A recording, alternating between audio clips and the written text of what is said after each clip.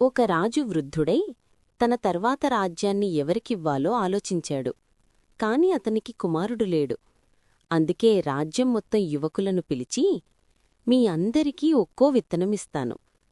ఎవరి మొక్క బలంగా నిజాయితీగా పెరుగుతుందో వారు రాజ్యానికి రాజుని చేస్తాను అని చెప్పాడు. యువకులు ఆనందంగా విత్తనాలు తీసుకెళ్లి ఇంటికి వెళ్లారు. సంవత్సరమంతా శ్రద్ధగా చూసుకున్నారు.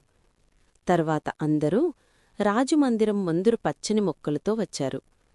కాని ఒక బాలుడు మాత్రం ఖాళీ కుండతో వచ్చాడు.